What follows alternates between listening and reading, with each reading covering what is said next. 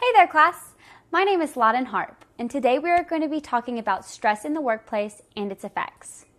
If both employees and employers learn how to handle bad stress appropriately and cultivate good stress, it can be constructive rather than deconstructive. There are 4 types of stress, including survival stress, internally generated stress, environmental stress, and job stress, and fatigue and overwork. Survival stress involves life-threatening situations, while internally generated stress occurs when we worry about things we can't really control. Environmental and job stress include the stress you feel over implementing new protocols or procedures, more work with fewer resources, or balancing your job and home life. Fatigue and overwork stress come about because you've been too stressed for too long from seemingly every corner of your life. Stress in the workplace is a real concerning issue. Stress in the workplace leads to psychological, physiological, and sociological effects. Psychological effects of the workplace include the feeling of not being appreciated by others for a job well done, feeling dissatisfied with one's own performance at work, and feeling tense at work.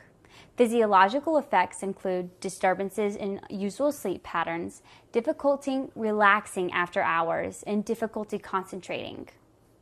Sociological effects include a strain on family life, social activities, and social relationships. Workplace stress has been found to affect job satisfaction, performance, and turnover retention.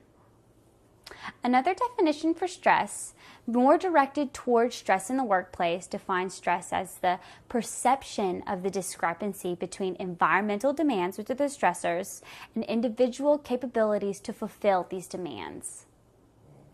There are 4 central categories of environmental demands in the workplace, including job content, such as workload, employment conditions, such as flexible employment contracts, work conditions, such as physically demanding work, and social relations, such as mobbing experiences. These stressors are associated with various work-related conditions and behaviors such as sick leave, burnout, and bad performance. There are steps to reduce work-related stress, though. First, one needs to identify that he is stressed. Second, it's important to identify the stressor. Third, identify the reason for the stressor. This is important because it will help you select the best strategy for managing the stress. Fourth, one must select an appropriate stress management strategy and apply it. The 5th and final step is evaluation. Evaluating all of the aspects of the stress management cycle will help the individual internalize his journey from identifying stress to selecting an appropriate stress managing strategy and applying it. It is important for workplace management to be effective and appear effective in managing stress for the company. They must be seen by employees as working to alleviate stress, not apathetic towards the issue. Managing stress in the workplace will help reduce direct and indirect costs associated with absenteeism, staff turnover, and decreased production. Illness in the workplace affects productivity by increasing absenteeism and lowering work quality overall. Given the increased costs of stressed workers that it puts on the company, management must understand and implement stress reduction-based interventions so that they can enhance both health and productivity while helping control rising premiums. When management addresses stress in the workplace, it is also important for them to address good stress in the workplace as well. You see, not all stress is bad.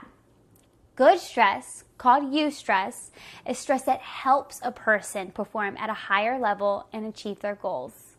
Eustress helps an individual set and achieve goals as well as perform at a higher level. In the workplace, managers have understood that workers perform at higher levels when challenged with high-performance models, high-performance standards.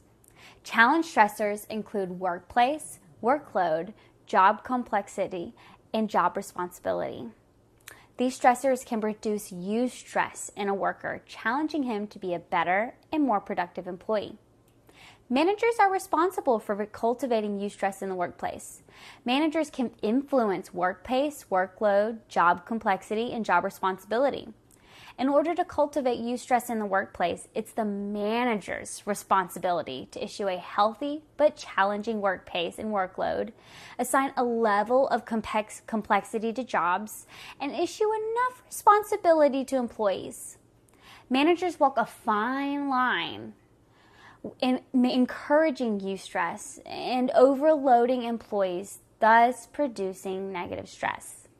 Maintaining a balance that encourages employees to be better versions of themselves without unrealistically overloading them will result in better workers and a better company. A literature review was used to conduct the research for this presentation.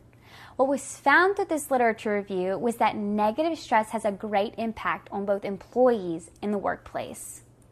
Negative stress is prominent in the workplace and must be addressed. Eustress, good stress, must be utilized and encouraged in employees, but without overwhelming them, thus negative stress is introduced.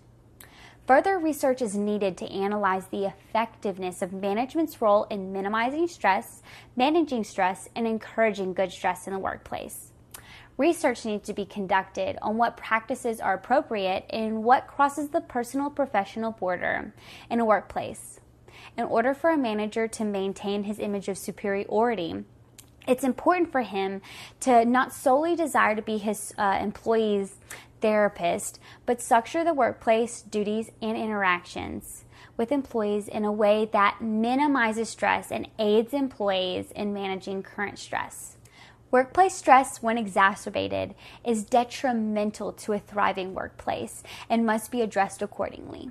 Employees must learn how to recognize when they are stressed and employ appropriate stress management techniques in order to impede its progress.